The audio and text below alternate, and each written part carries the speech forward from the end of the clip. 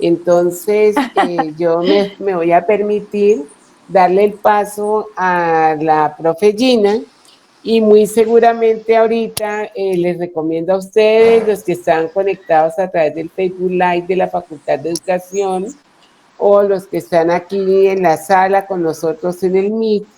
Entonces, es muy importante que ustedes puedan dejar sus preguntas allí en el chat. Entonces, bueno, yo voy a presentarles a la profesora Gina Lushi. La profe Gina, como decía, igual que cuando presenté a Amparo, es una persona encantadora, ya lo decía para las personas que están conectadas cuando todavía no habíamos dado inicio formal a la conversación, que Gina ha venido haciendo toda su carrera.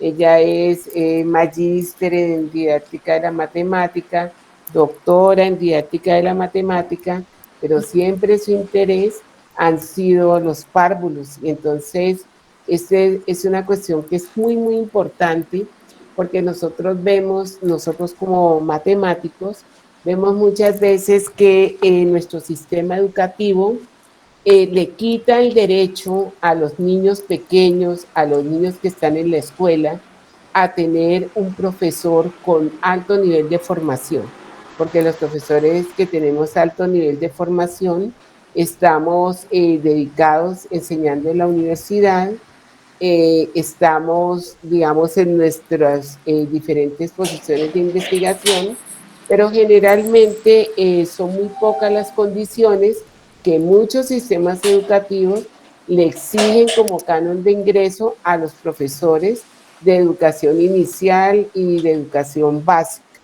Entonces, por ejemplo, los profesores de primaria, es una realidad en muchos países del mundo, deben ofrecer todas las áreas a los niños, estén o no estén preparados. Ahorita, por ejemplo, en estas épocas de pandemia, de aislamiento, entonces nosotros muchas veces tenemos una sola forma de enseñar. No nos interesa cuál es la necesidad que tiene el chico que está en su casa.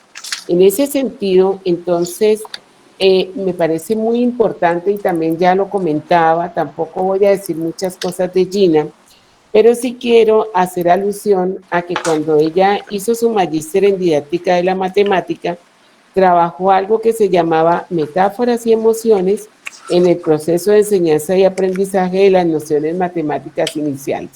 Entonces, un encuentro entre la matemática y las emociones es un encuentro que siempre se siente raro. Y luego cuando hizo el doctorado, entonces ella trabajó algo así como metaforización posicional del número con base en el cuadrado de Chao-Jong, el caso de las educadoras de párvulos y básica inicial. Entonces, yo quiero dejarlos con Gina. Ella hoy nos va a conversar sobre matematizar en el aula de primera infancia. Entonces, Gina, bienvenida. Aquí está tu público, lo mismo, te escuchamos unos 20 minutos y luego estaremos ansiosos de estar conversando contigo. Muchas gracias, Martita. Estoy gratamente sorprendida, qué bueno saber de Cristian, de Atela que está por ahí, de Mercy, de ti, y bueno, ahora Amparo. Efectivamente, hay alguien que tiene el micrófono, parece encendido. Efectivamente, hay algunos puntos de encuentro, como decía Amparo, respecto a que vamos a hablar de metáfora. La metáfora es un recurso, ¿no es cierto?, lingüístico que nos permite ver con otros ojos. Y voy a decir algo que siempre les digo a mis estudiantes, es que uno siempre piensa que el jardín del vecino es más verde que el de uno. Entonces, eso también pasa con los procesos de aprendizaje, con los procesos de formación. Muchas veces tenemos estudiantes un poco perdidos, un poco desconectados de su verdadera realidad, porque ellos mismos no han tomado conciencia de la riqueza que hay en cada uno de ellos como futuros docentes. Yo quiero hablarles hoy día de un tema que a mí me preocupa mucho, no solamente como formadora de futuros docentes, sino que como abuela y como madre y como mujer en realidad que está en un entorno rodeado de niños. Y es que hay muchas corrientes hoy que piensan que la sobreestimulación de los niños es positiva. Y entonces eso quiero compartirles algo, porque resulta de que, a ver, vamos a ver, hay algunas, vamos a ver, aquí, a ver, vamos a ver. Hay algunas corrientes que nos muestran, no sé si ahí, Martita, déjame ver si... ¿Qué quieres presentar? Sí. Entonces dile ahí en la parte de abajo, dile presentar ahora. Sí. Ahí tienes todos los permisos para poder hacerlo. Dile presentar y ya que estés presentando, entonces nosotros podremos ver tu pantalla. Vamos a ver, ahí me ven. No, todavía no. Ahora sí, ahora... Ya está corriendo, Gina, sí, empezamos. Okay. Bueno, hay algunas preguntas que nos hacemos. Primero que nada, contarles que yo soy académica de la Universidad Autónoma de Chile en la carrera de Educación Básica. Hago también clases en la mención y tal como decía Martita, mi foco de atención ha estado puesto en la primera infancia, no solamente por el interés de los niños, sino que porque efectivamente hemos considerado algunos elementos investigativos a lo largo del recorrido que yo he desarrollado desde el 2007, cuando decidí irme al área de la didáctica de las matemáticas, donde efectivamente había muchas cosas como dadas por hecho. Y una de esas cosas es cómo yo logro empezar a integrar elementos matemáticos desde el contexto, desde los ambientes, desde la matematización para el desarrollo, por ejemplo, del pensamiento matemático.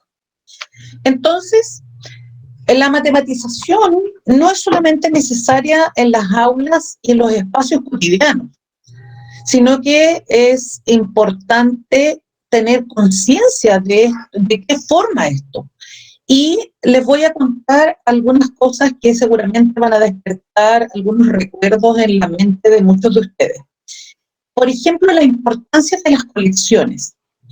Nosotros cuando, en mi caso, éramos pequeños, mi mamá nos daba cierta libertad de guardar y de coleccionar cosas y nos preguntaba mucho de por qué las coleccionábamos, para qué, cuál era el sentido, qué cosas tenían en común, qué cosas eran diferentes.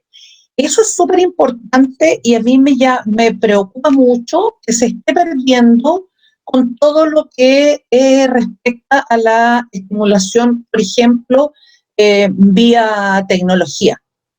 Luego, también esto tiene que ver con otro tema que es súper importante y es cómo los espacios adecuados en el hogar o en la escuela le permiten a los niños ir haciendo conexión con sus colecciones, con la realidad del mundo. Nosotros, ¿no es cierto?, somos todos seres humanos, sin embargo, tenemos muchas cosas en común, pero tenemos muchas cosas de diferencia.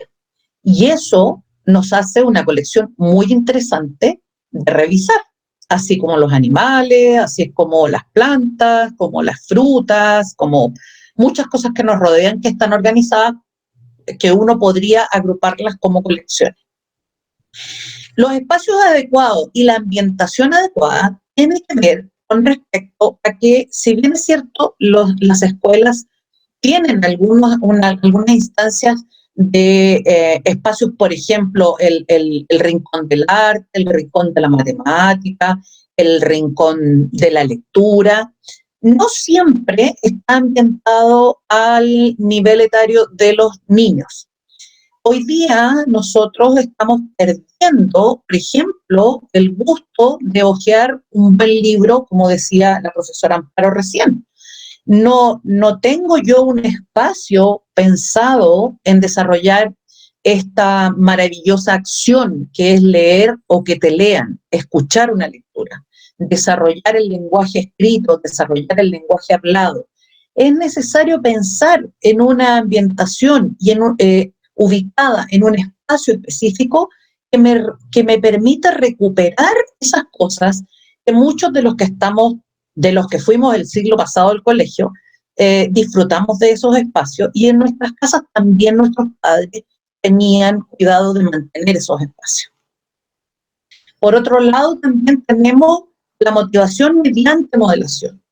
El lenguaje escrito, oral, el conteo, el armar colecciones, el practicar expresiones de arte, serán mucho mejor desarrolladas si efectivamente los niños pueden ver a otras personas desarrollando esas actividades.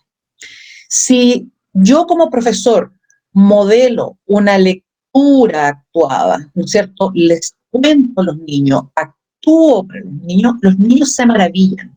Los niños despiertan ante este estímulo. Es como ver una película, es como estar en un cuento, y es como ser actor, es ser escucha y ser actor. En matemáticas también, reconocer que hay una colección va a ser importante en la medida que yo vea a otros también coleccionando cosas. Como por ejemplo cuando veo a mi mamá está guardando las cosas en una cocina. En la cocina hay muchos muebles, sin embargo, no tengo los artículos de comer, ¿no es cierto? O el plato, la cuchara, no se guarda junto con la leche o el aceite. Hay algo ahí que me invita a mirar la diferencia de los espacios y por qué están organizados de esa manera. Todo eso apunta al desarrollo de un montón de procesos mentales que me van a permitir a mí tener un desarrollo del pensamiento matemático, pero a la vez una evaluación de muchos conceptos matemáticos que voy a necesitar en mi vida, como por ejemplo la noción de espacio. No cualquier cosa, no cualquier objeto lo puedo guardar en cualquier mueble. No cualquier cosa la puedo poner en cualquier mesa. No cualquier líquido lo puedo poner en cualquier vaso. Y eso, Clemens y Sarama, en el año 2015, hacen una muy buena caracterización del desarrollo del pensamiento espacial, y ellos destacan esta importancia de espacios para que los niños puedan reconocer su conexión con el mundo exterior. Y por otro lado, cómo todas estas actividades van a estimular la creatividad y la imaginería que es propia del ser humano, como dijo Amparito, con niños desde 4 años hasta 90, ¿no es cierto? Pero esa estimulación de la creatividad y de la imaginería debe ser promovida por quienes estamos a cargo. ¿Qué cosas no deberíamos hacer?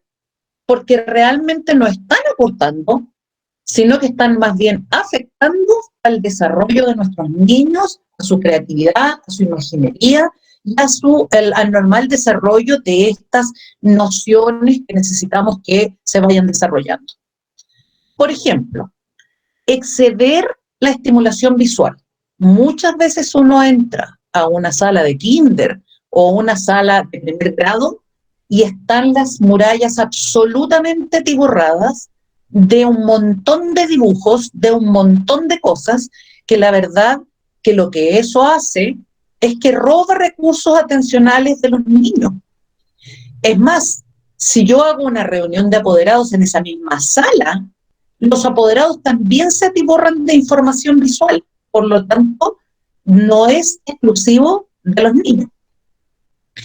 También sobrecargar la estimulación visual y auditiva. Por ejemplo, donde tenemos muchos niños adentro de una sala o niños en un cumpleaños, vamos a irnos a la casa. Tenemos muchos niños en una mesa de cumpleaños y la mamá, para hacerlo más entretenido, pone, ¿no es cierto?, la televisión o un equipo de música con muchas canciones infantiles. Entre las canciones infantiles y los gritos de los niños se vuelve a sobrecargar la estimulación auditiva, por ejemplo. Todo esto va repercutiendo de una u de otra manera en el normal desarrollo de estos procesos iniciales que necesitamos desarrollar. Y entonces, por ende, nos va a afectar el rendimiento académico, ya sea inmediato o futuro. ¿Qué tenemos aquí? Tenemos algunos espacios que necesitamos precaver y que logremos comprender que son absolutamente necesarios para los niños, porque leí alguna vez por ahí algo muy interesante y una psicóloga infantil decía que lo que pasa en el entorno es lo mismo que pasa en la mente. Por lo tanto, tenemos ahí unos espacios llenos de colores, pero organizados, donde los niños pueden moverse, pueden reconocer espacios, pero también pueden reconocer utilidad de ese espacio, y también eso va ayudando a la estructura mental que esos niños están desarrollando. Por lo tanto, esos desórdenes y esos cajones de cosas en las salas, en las aulas de kinder, en las aulas de primero, asimismo como en los espacios personales de los niños, como en los dormitorios, lo que hacen es promover también un caos mental. Y tenemos aquí algunas figuras de niños sentados en el piso leyendo, de otros buscando en un ordenador, un computador, ¿no es cierto? Pero sin embargo, detrás hay un espacio especial para libros. Eso mismo pasa en la mente de los niños. Cada uno de ellos está guardando en una estructura especial cosas que ha ido adquiriendo en esta actividad, ya sea individual o colectiva. ¿Cómo voy a motivar a los estudiantes? Ambientando. Tengo aquí una próxima fiesta de Halloween, que puedo estar o no de acuerdo, puedo practicarla o no, pero puedo contarle a los niños que hay personas que desarrollan esta actividad y otros que no la desarrollan porque no estamos de acuerdo, porque no tiene que ver con la religión, porque no tiene que ver con las costumbres. Hay muchas razones por las cuales uno le explica a los niños y efectivamente los niños comprenden todas nuestras explicaciones. Esta aula que tenemos aquí, que así más grande ahora me doy cuenta que se ve un poco más borrosa, efectivamente muestra la organización más adecuada para un aula de clases de niños de 4, 5 y 6 años. También aquí vamos como último tópico, vamos a hablar de esto de que habíamos dicho al principio, de la importancia de las colecciones. Primero, es súper importante que los niños tengan colecciones de piedritas que encontraron en la playa, de conchitas, de caracolas, de hojitas. Si bien es cierto, hay algunas mamás que entran en un caos porque los espacios se les hacen pocos, es porque a la vez de tener una colección, también tengo que tener un espacio donde esa colección tenga cabida. Por lo tanto, tener una bolsa de piedras guardada debajo de la cama no nos va a servir. Sin embargo, esta cajita que vemos acá con diferentes piedritas, bueno, en este caso son minerales, va a estimular lo que necesito estimular en el niño. Le puedo preguntar la historia de cada una de estas piedritas, por qué son de distinto color, por qué tienen distinta forma, o el espacio que ocupan en la cajita, para qué creen ellos que sirve. Les aseguro que muchos de los niños les van a decir que alguna de estas piedritas viene de la luna, porque esa es la idea. La idea es desarrollar no solamente una idea o un concepto matemático, sino que también el desarrollo del lenguaje que aporta a todas las áreas. Acá abajo tenemos algunos personajes de alguna historieta, de alguna moda, ¿no es cierto?, que hayan, de algunos muñequitos, pero acá al otro lado también tenemos una colección de las muñecas rusas, ¿no es cierto?, en donde hay aquí animalitos, pero sin embargo uno puede contar una linda historia de esta colección en especial. Y bueno, los animales son siempre una fuente de inspiración para los niños y lo podemos contar solamente mirando esta colección de perritos, podríamos contar muchas historias de ellos. Les aseguro que los niños le dirían hasta que están conversando. Y eso hace entonces que las actividades y los espacios tengan que ver con una organización mental y espacial. Esos espacios no solamente tienen que ver con espacios físicos, sino que con espacios en el tiempo. Pudiese ser que a lo mejor como profesores, como apoderados, como mamás, como hermanas mayores, no tengamos un espacio físico donde los niños puedan guardar estas colecciones. Sin embargo, podemos darles un espacio en el tiempo. A lo mejor en la noche, después de almuerzo, en algún minuto, preguntarles por esta colección, hacerlos que hablen, hacerlos que cuenten, y luego las podemos guardar en una cajita. Pero es un trabajo necesario para instalar estas nociones iniciales, ya sean del lenguaje hablado, escrito, gráfico, que tiene que ver no solamente con nociones espaciales, con nociones de número, con nociones de estaturas, con nociones de comparación de color, comparación de formas, que son todos procesos absolutamente necesarios para el desarrollo normal de los niños.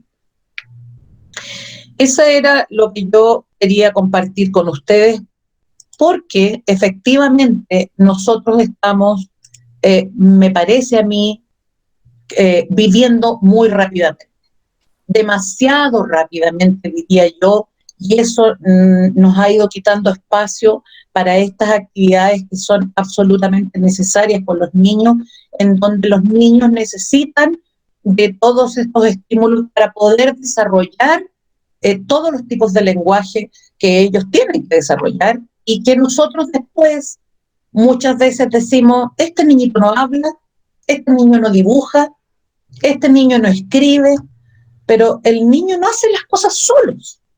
Los niños dependen de los adultos que están a cargo en el espacio del hogar, de los padres o de los adultos que están en ese espacio, y en el colegio, en la escuela, en el jardín, los profesores, ¿no es cierto?, a los niños, los profesores, los docentes, las educadoras de párvulo.